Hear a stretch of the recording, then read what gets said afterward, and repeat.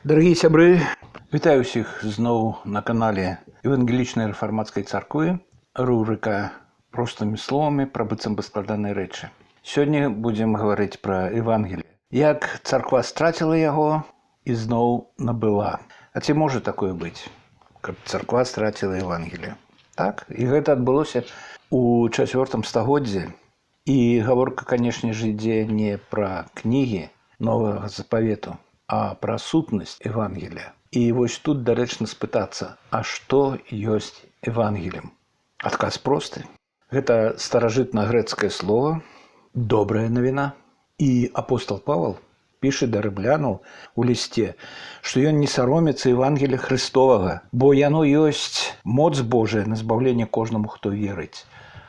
Дык вось, Евангелие – гэта моц Божая на збаўленне, моц Божая на выратаванне, моц Божая на тое, каб мы мелі жыццё вечнае. Іншымі словамі, добрая навіна ёсць моц Божая на збаўленне. І ў чым жа гэтая моц? А моц ў тым, што ў Евангелии адкрываецца дикаосіні.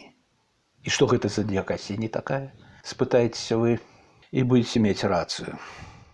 А дикаосіні – гэта корань праблемы. Неразуменне сэнса гэтага слова змярцляе дух Евангелия. А справа ў тым, што слово дикаосіні мае два значэння. Два значэння, канешне ж. Праведнасць першае і справядлівасць другое.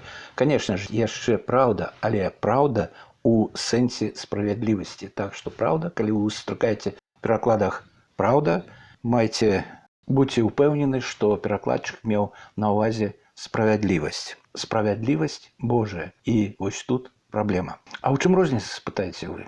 І вось у чым. Царква на пачатку 4 стагоддзя і на працягу 5 стагоддзя згубіла сэнс Евангелия. Чаму? Таму што яна пачала вучыць, што менавіта ў гэтым вершы слова, пра якое мы гаварылі, дикаосіні, мае значэнне справядлівасць. Справядлівасць. Прычым справядлівасць Божая.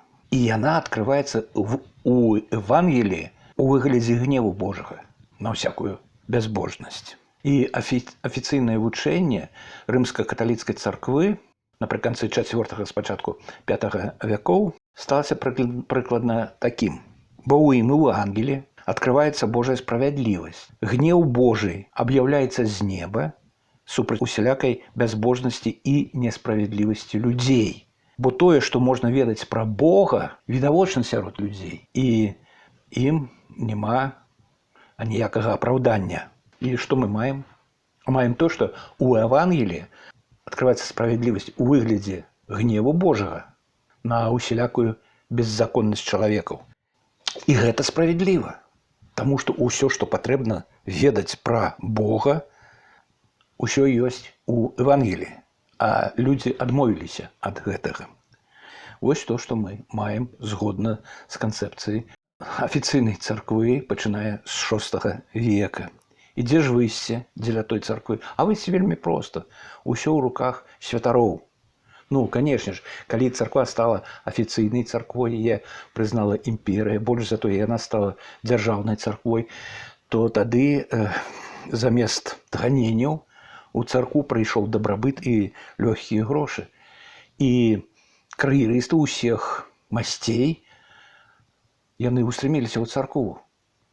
Будучы неверуючымі людзьмі, яны і згубілі Евангелие, таму што не разумелі яго і не маглі зразумець.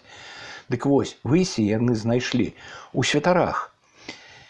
Гэтыя святары праз водахрышчанне з дапамогай запаветных слоў аслабаняюць людзей ад першароднага грэху. Ну, раз аслабаняюць, тады і вяртаюць праведнасць ім. Вяртаюць праведнасць, але ненадоўга. Чаму? Таму што чалавек грашыць. Як толькі ён зграшыў, ён згубіў праведнасць. Вось і ўсё тут. Вы грашыце, губляеце праведнасць. Што трэба рабіць? Трэба ісці да святара. Вы ідзеце да святара, вызнаеце свае грахі, ён адпускае вам гэтыя грахі, вы бярэце удзел у Евхарыстіі, выходзіце з царквы, грашыце, і зноў вам трэба ісці да святара, вызнаваць грахі, і зноў, і зноў, і зноў, і зноў у спавядальні. А напрыканцы жыцця высвятляецца, што вы ніколі не мелі збавення і ніколі не мелі прабачэння грахоў. Чаму? Таму што не разумелі Евангелія і спадзяваліся на ўласную праведнасць. Вось і ўсё. Не ўцямілі сутнасці Евангелія і спадзяваліся на ўласную праведнасць.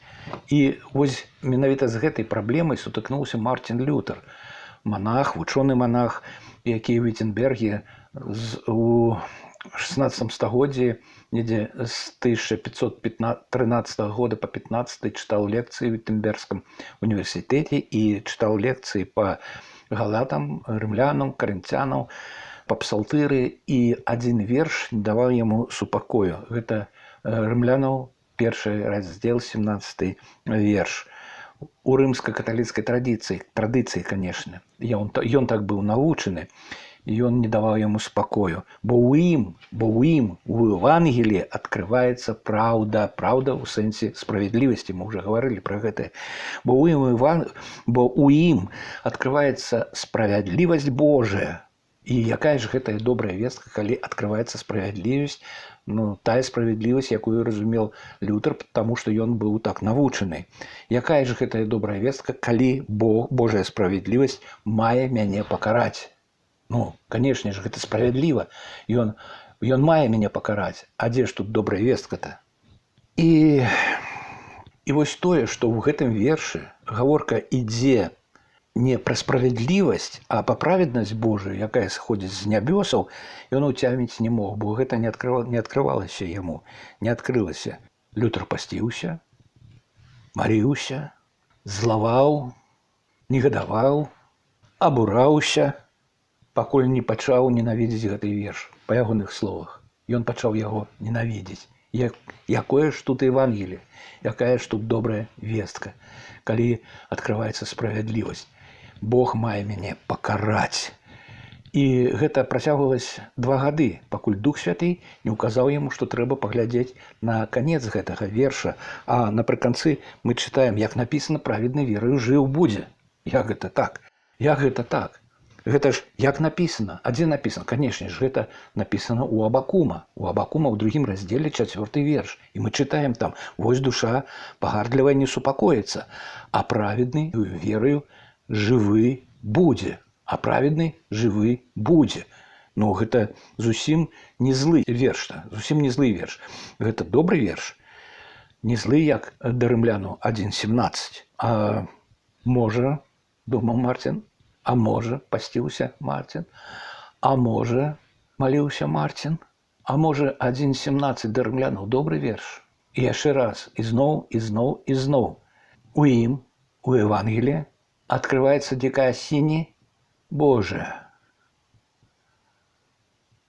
А калі гэта не справядлівасць, а праведнасць, тады у ім у Евангеліі адкрываецца праведнасць Божая. Адкрываецца праведнасць Божая.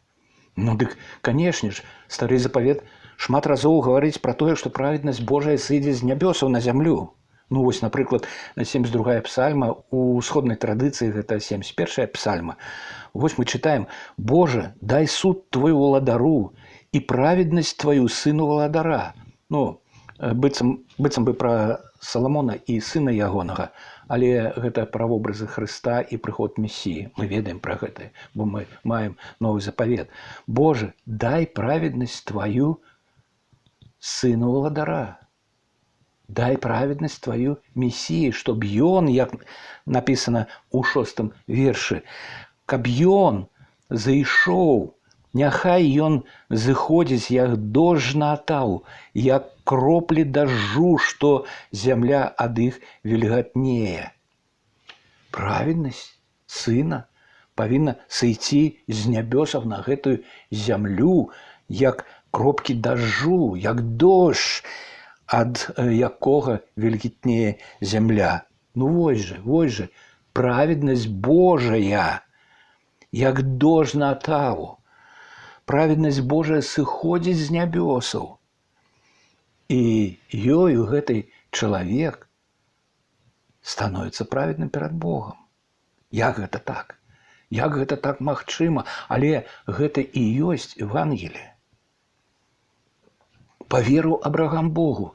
І што? І гэта залічана яму ў праведнасць. Паверыў Абрагам Богу, і гэта залічана яму ў праведнасць. Праведнасць Божая открываецца ў Евангеліі. Веруючы будзе жыць вечна, але чыёй праведнасцю? Уласнай ці праведнасцю Хрыста? А як мне здабыць гэтую праведнасць Хрыста? А Евангеліе кажа: паверыў Абрагам Богу, это залічылась. Ён не быў праведны. Гэта залічылась, праведнасць Божая залічылась яму па веры. І Мартин Лютер заново адкрыў тое, што было адкрыта раней у Слове Божым. І запісана там. Праведнасць Божая – гэта Христос. Зыходзіць з нябёсаў, бярэ на сябе віны за нашыя грахі, яму залічваюцца нашыя грахі, вось дык абмен. Яму залічаны грахі, а веруючаму залічана ягоная праведнасць. Дзіўныя рэчы у Евангеліі. Зыходзіць з нябёсаў, адкрываецца ў Евангеліі. Эпакалупто, старажытнагрэцкае слово, зняццё пакрова. Пакрова знятая. І вы бачыце, пра каго кажуць прарокі. Вы бачыце. І Лютер убачыў.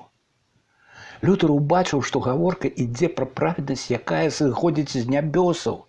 І гэта адкрываецца ў Евангеліі. 17 верш. 17 верш – гэта дар Божай праведнасці веруючым. Бо веруючы праведны жыв будзе. А 18 верш – гэта альтэрнатыва. Калі не будзеш вераваць, дык атрымаеш пакаранне. Справядлівае пакаранне. 17 дар Божы. 18 альтэрнатыва. І Мартин Лютер кажа, калі я убачыў гэта, нібы я увайшоў у райскую браму. Нібы я увайшоў у райскую браму. Так пачалося вяртацца Евангелія ў цэрквы. На жаль, сёння колькасць цэркваў, у якіх гучыць сапраўднае Евангелие, не так вяліко. Тым не менш, Евангелие жыве, і яно навяртае людзей да праведнасці Хрыста. Слава яму за ўсё нашаму великому Богу, Айцу, Сыну, Святому Духу. Амен.